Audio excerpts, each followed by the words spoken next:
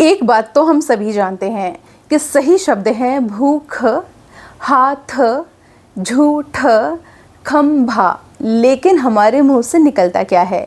हमारे मुंह से निकलता है भूख, खंभा, हाथ, झूठ। आखिर ऐसा क्यों?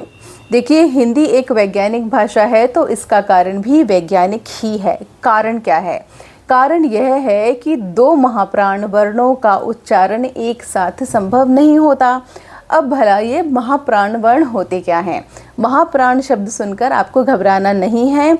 महा का अर्थ आप जानते हैं बहुत ज़्यादा, उच्च, बड़ा, और प्राण का अर्थ भी आप जानते हैं वायु। ऑक्सीजन को प्राणवायु कहते हैं ना।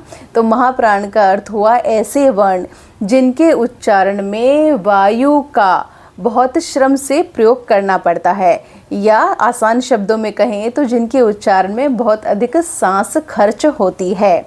ऐसे वर्णों की खासियत यह है कि इनके उच्चारण में अंत में हमें ह की ध्वनि सुनाई देती है। अब ज़रा आप हिंदी वर्णमाला को देखिए। हम सभी को हिंदी वर्णमाला आती है।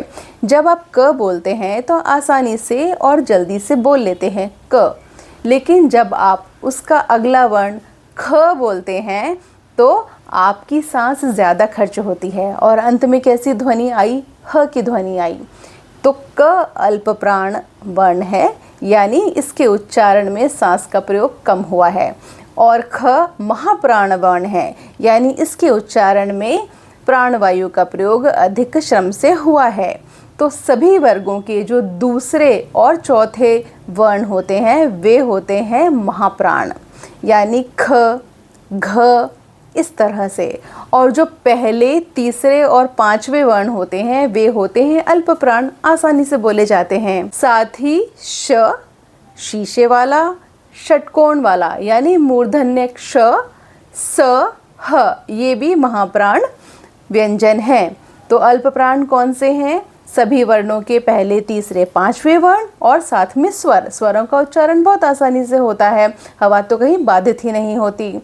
और महाप्राण वर्ण वे होते हैं जो होते हैं किसी भी वर्ग के दूसरे, चौथे वर्ण और साथ में श, श, स, ह।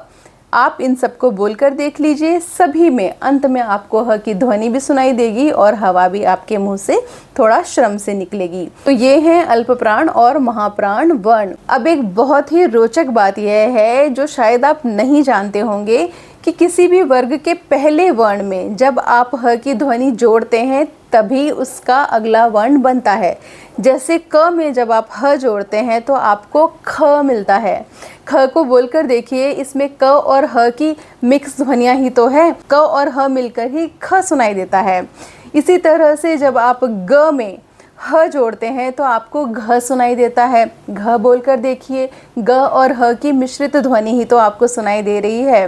तो यह प्रयोग आप स्वयं बोलकर कीजिएगा। तो हमारा सवाल यह था कि जब हम जानते हैं कि भूख होता है तो हम उसकी जगह क क्यों बोलते हैं? इसलिए बोलते हैं क्योंकि जैसा मैंने आपको बताया, दो महाप्राणों का उच्चारण एक साथ नहीं हो पाता। भ भी महाप्राण है जो कि ब में ह जोड़कर बना है। देखिए भ क्या है? प, फ, ब, भ, चौथा वर्ण है अपने वर्ग का। चौथा वर्ण महाप्राण होता है। और ख भी महाप्राण है, अपने वर्ग का दूसरा वर्ण है। क में ह जोड़कर बना है। तो दो महाप्राण हैं, एक साथ उच्चारण संभव नहीं हो रहा। तो होता क्या है, जो बाद वाला वर्ण होता है वह बेचारा थोड़ा सरेंडर कर देता है और अपने अल्प प्राण रूप में आ जाता है, यानी एक कदम पीछे हो जाता है और अपने से पिछले वर्ण का रूप ले लेता है उच्चारण में। तो भू ख में बाद वाला वर्ण है ख। ख एक कदम पीछे हो गया, उसका अल्प प्राण रूप क्या था? क था। क में ह जोड़कर ही ख बना था। तो भू ख की जगह उच्चारण हो गया भू क। ध्यान रखिए कि ये कोई मानक उच्चारण नहीं है, इन्हें आप सही उच्चारण नहीं कहेंगे, लेकिन यह सिर्फ इतना बता रहा है कि हमारी प्रवृत्ति क्या है, किस तरह से हमें कोई शब्द बोलने में समस्या आती है तो वह हमारे मुंह से किस तरह से निकलता है। तो भूख निकलेगा भूक के रूप में।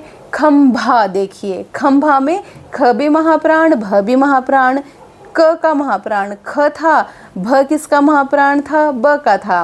तो क्या हुआ, खंभा में भ फिर एक कदम पीछे आया और उसने ब का रूप ले लिया, तो खंभा हमने बोला।